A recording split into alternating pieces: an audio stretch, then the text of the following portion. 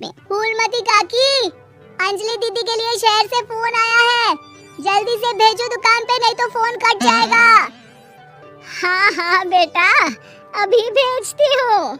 अंजलि बेटा, तेरे लिए शहर से फोन है, सब काम छोड़ के जल्दी जाके सुन ले, नहीं तो फोन कट जाएगा। हाँ माँ, अभी जाती हूँ, जरूर मीनाक्षी दीदी का फोन आया होगा। हाय अंजलि।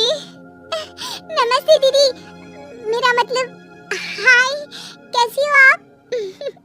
यहाँ तो सब ठीक है, मामा मामी कैसे हैं? तू कैसी है? मेरे तो एग्जाम्स होने वाले हैं, हर रोज कॉलेज जाना पड़ता है, lectures, extra classes, private coaching.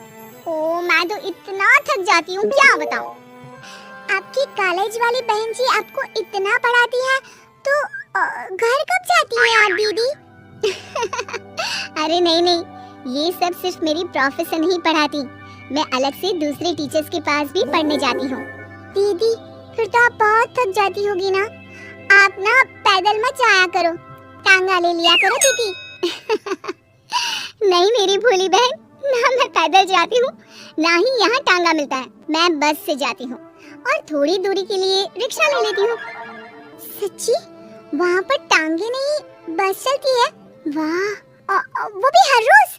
हमारे गांव में भी बस आती है, दिन में 2 बार। यही तो खास बात है शहर की, यहाँ बसें पूरा दिन दौड़ती हैं सड़कों पर, और सिर्फ बसें ही नहीं, कार, स्कूटर और ट्रक भी, और तो और थोड़ी दूरी पर तो हवाई जहाज भी है, जहाँ से हवाई जहाज आसमान में उड़ते हैं। अच्छा दीदी, मैं फोन रखती हूँ, बुआ जी फूफा जी को मेरा नमस्ते कहना। हाँ माँ, हम लोग शहर में क्यों नहीं रहते? बुआ जी फूफा जी और मीनाक्षी दीदी तो शहर में ही रहते हैं। अरे क्योंकि तेरे बुआ जी की शादी शहर में हुई थी, इसलिए बेटा। शादी से पहले वो भी तेरे पापा और दादा दादी के साथ गांव में ही रहती थी। तो फिर माँ, मुझे शहर भेज दो ना, मैं भी शहर देखना चाहती हूँ। इतनी बार मीनाक्षी दीदी से शहर के बारे में सुन चुकी हूँ, अब मैं भी वहाँ जाकर देखना चाहती हूँ। बस आप मुझे शहर भेज दो। ठीक है, इस बार गर्मियों की छुट्टियों में कुछ दिन रह आना शहर, अपनी बुआ के घर। अब तो खुश ना? हाँ माँ, बहुत खुश। आप देखना, मैं शहर जाके कितने मजे करती हूँ। अंजलि अगले दिन स्कूल जाती है और वहाँ अपने सारे दोस्तों को अपने शहर जाने की बात बताकर चिढ़ाती है। अरे श्रद्धा, शीतल, सरोज, तुम लोग इन गर्मियों की छुट्टियों में कहाँ जा रही हो? एकादशी वाले गांव के मेले में। हम तो दूसरे गांव में नानी के घर जाएंगे, उनका घर नहर के किनारे है, बड़ा मजा आएगा। हम इस बार कहीं नहीं जा रहे, बल्कि हमारे घर में रहने के लिए मेहमान आएंगे। और तू? अरे मेरा क्या है, मैं तो बस पास वाले शहर जा रही हूँ, अपनी बुआ जी के घर, वहीं रहूंगी कुछ दिन।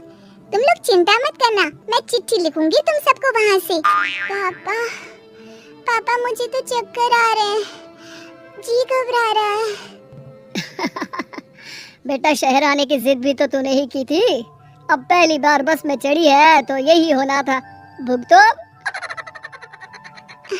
अरे मामा जी, अंजलि, आप लोग आने से पहले बता तो देते, मैं लेने आ जाती बस स्टैंड तक। आओ आओ भैया, आओ बेटी अंजलि। माँ बुआ जी कैसे हैं वहाँ, और भाभी कैसी हैं? सब ठीक है, बस अंजलि जिद कर रही थी कुछ दिन आप लोगों के साथ रहने की, सो छोड़ने आ गया। दीदी आप मुझे शहर घुमाने ले जाओ ना, मुझे भी शहर देखना है। हाँ हाँ चल, तैयार हो जा जल्दी से। अंजलि तैयार होने जाती है और कुछ देर बाद जब बाहर आती है तो अरे ये क्या कर दिया तूने? मार्केट तक ही तो जाना है, इतनी डार्क रेड लिपस्टिक, इतने बड़े बड़े झुमके और चूड़ियां और चेहरे पर इतना सारा पाउडर।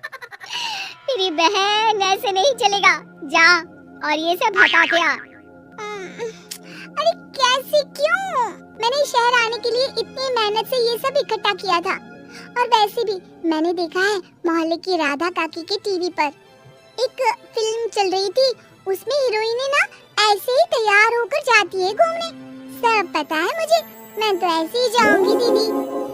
अंजलि शहर की चकाचौंध को देखकर बहुत हैरान और खुश होती है। ऊंची ऊंची इमारतें, सड़क पर दौड़ती गाड़ियाँ, बड़ी बड़ी दुकानें, उसकी एक्साइटमेंट का ठिकाना नहीं था। दीदी, ये छोटा सा कमरा सड़क के किनारे क्यों रखा है? इसमें कौन रहता होगा? ये कमरा नहीं, पीसीओ है, पीसीओ। यहाँ पर लोग फोन करने आते हैं, सिक्का डालकर। ओह, हमारे गांव में तो दुकान पे ही जाते हैं बात करने। अच्छा चल, तुझे रेस्टोरेंट में खाना खिलाने ले चलती हूँ। Excuse me, 2 plate noodles please and 2 Cola. Meenakshi को ऑर्डर प्लेस करते हुए अंजलि बहुत ध्यान से देखती है और थोड़ी ही देर में ऑर्डर लेकर वेटर आ जाता है और खाना टेबल पर रख देता है। अरे, ये लंबी लंबी सेवइयाँ खाते कैसे हैं दीदी? और इसके साथ कोई अचार, प्याज, मूली कुछ भी नहीं दिया, बस ये छोटा सा पेट खुजाने वाला दे दिया है। गांव में तो छोटे छोटे चावल ही होते हैं जो कि हाथ से ही खा लेती हूँ। अब इसे कैसे खाऊं दीदी? एक चम्मच प्लीज और लिटिल प्याज और अचार और मूली और एक गिलास मट्ठा, वो बाद में। अब ये सब सुनकर आसपास बैठे लोगों को हंसी आ जाती है।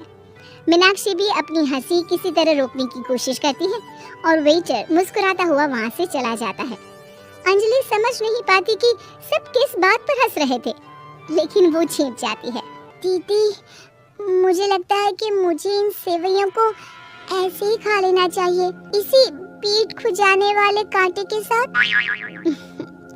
एक काम कर, तू मुझे खाते दे, जैसे मैं खाऊं तो भी वैसे ही खा ले। ठीक है दीदी।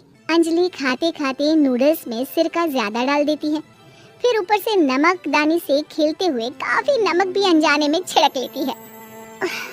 अरे, ये क्या क्या खा लिया? अरे हाय हाय, कितना कड़वा है। पानी, पानी, ये काला शरबत ही पी लेती हूँ। और जल्दबाजी में अंजलि जल्दी जल्दी कोला पी लेती है, जिससे उसके नाक में झंझनाहट होती है। दीदी, मुझे ले चलो यहाँ से, मैं ये सब शहरी खाना नहीं खा सकती। अब शर्म के मारे मीनाक्षी अपनी बहन को वापस घर ले जाती है और कहती है कि देख अंजलि, माना कि शहर और गांव एक दूसरे से बहुत अलग है, लेकिन इसका मतलब ये नहीं कि हमेशा शहर ही बेहतर हो और उस वजह से हमें वो सब करना पड़े जो हम नहीं कर सकते। शहर में सहूलतें तो हैं ही, पर चुनौतियाँ भी हैं। हम जहाँ भी रहें, हमें कभी अपने आप को कम या ज्यादा नहीं समझना चाहिए। हर किसी भी नई जगह में ढलने में समय लगता है, उसके लिए तुम्हें दूसरों की नकल करने की कोई जरूरत नहीं है। बेटा, घूम लिया शहर या अभी और घूमना है? नहीं पापा, मैं अपनी गलती समझ गई हूँ, आप गांव ही ले चलिए मुझे।